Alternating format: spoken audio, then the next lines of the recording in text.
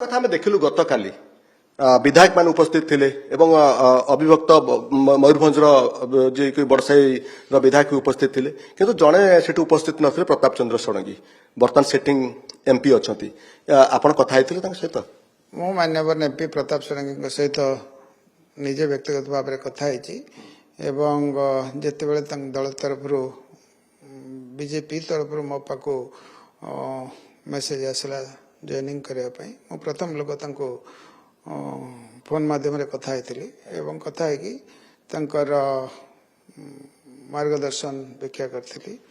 एवं प्रतिश्रुति देती जे नना आपंकर आशीर्वाद थाऊ आम समस्ते मिसिक दल को मजबूत करने काम कला से अत्यंत श्रद्धार सहित अत्यंत सम्मान सहित मते स्वागत करते आप आसतु एवं एक कथा कही गतकाली जॉइनिंग पर्व में सामिल होगापाई मान्यवर राज्य सभापति श्री मनमोहन भाई फोन जाइथिला सी आसवाई आग्रह थे भी आसी पार नथिले कारण गतकाली पार्लियामेंट व्हिप थिला से व्हिप रे तंको रहिबा पई बाध्य थिले नले सी होता आसिक जॉइन करथांते दल केमती चलिबो आपण तो भारतीय जनता पार्टी रे विधिवत भाव जॉइन करि गले प्रताप नानाक निष्पत्ति ना रविंद्र नानाक निष्पत्ति नानाक निष्पत्ति सी होचन दलर सर्वोच्च नेता बालेश्वर सी होचन लीडर तंको मार्गदर्शन में चलिबो किए कहते गतकाली मो सहित जो आपंकर मो प्रतिक्रिया नौली एवं एक कथा कहते रविंद्र जेना मिसिले नना बोध रुसिले जो मंच देखा मिलना कहली आप तथ्य रखिले मु कथा प्रथम लोक फोन करके जन प्रणाम कर मोर गुरुजन से सिटिंग एमपी तेणु से प्रति मोर सदा सर्वदा सजग में रही सम्मान देवी देवी सर शेष खाली गोटे छोट प्रश्न पचारि पूरा ओभरऑल बालेश्वर जिले में बहुत जगह भारतीय जनता पार्टी कैंडिडेट मान जीति आप नीलगिरी कथा कहतु बालेश्वर सदर कथा कहतु बा सिमुलिया कथा कहतु एपटे आप जदि कहे बड़साई कथा कहतु जीति आगामी दिन में बाकी जमी रहा भोगराई जलेश्वर बस्ता जोटि की बर्तमान सुभाष जेना अच्छा ये सब जगार भारतीय जनता पार्टी किभली भाव में मजबूत हम पूरा जिला रे आपनकर भूमिका कौन रही आपन को की दायित्व मिल देखो मु जड़े साधारण कर्मी भाव में तृणमूल स्तर में कम करी दल संगठन को मजबूत करने आगामी दिन रे इलेक्ट्राल सक्सेस अधिक परिमाण करने आम समस्त मिसिक गोटे टीम हिसाब से कम कर कंडीशन करी दल शामिल कंडीशन नहीं दुईटा कंडीशन जे मत जड़े साधारण कर्मी भाव में कम कर सुजोग दिंतु द्वितीय कंडीशन आम जिला आम अंचल नॉर्थ ओडिशार विकास आमको आशीर्वाद करंतु आर्थिक साहाय्य दंतु सरकार साहाय्य दंतु ये दुईटा कंडीशन किंतु जी भी पॉलिटिकल लोक जिते गोटे दल छाड़ी आ गोटे दल को आसे से निश्चित भाव में तार टिके लोभ भी थी आइदर एमएलए ना नहीं एमपी आपनकर इच्छा किसी लोभ नहीं मोर मिसेस आज एमएलए भगवान मत एमपी कर आम परिवार एमएलए एमपी हवा कथा बहुत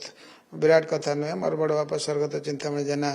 दी थर एमपी थे 3 थर एमएलए थे डेप्यूटी स्पीकर थे पीसीसी प्रेसिडेंट थे एवं 25 वर्ष आम परिवार 1990 रु 2014 पर्यंत कौन इलेक्ट्राल पॉलिटिक्स रे नथिलु तेणु कौन एमएलए एमपी हवा मंत्री हवा ये गोटे विराट अभिप्राय नुहे से गुड़ा आम सब देख सारी भारतीय जनता पार्टी मिसवा अड़ुआ अड़ुआ लगुन से अड़ुआ लगुनि निजको एडजस्ट करने समय लगे निश्चित भाव में प्रति पंचायत गतकाली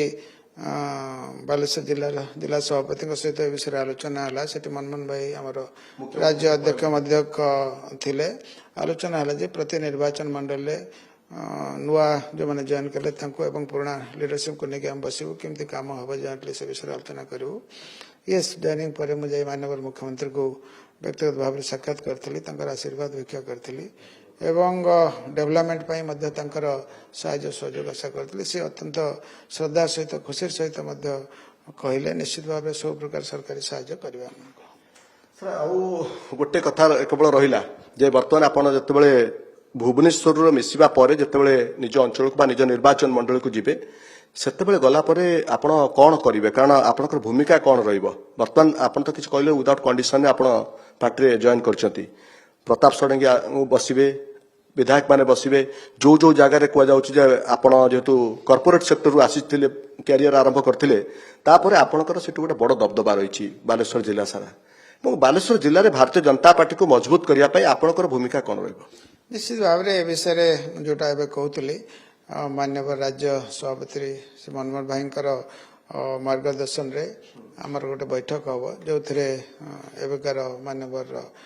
एमपी महोदय विधायक महोदय एवं जो मैंने जॉइन कले भितर गोटे समन्वय रक्षा करी किभली भाव में आगामी दिन काम हो पार जिला सभापति अध्यक्षतार ये बैठक निष्पत्ति हम आगामी कार्यप्रणाली केमती आम करूँ बेसिक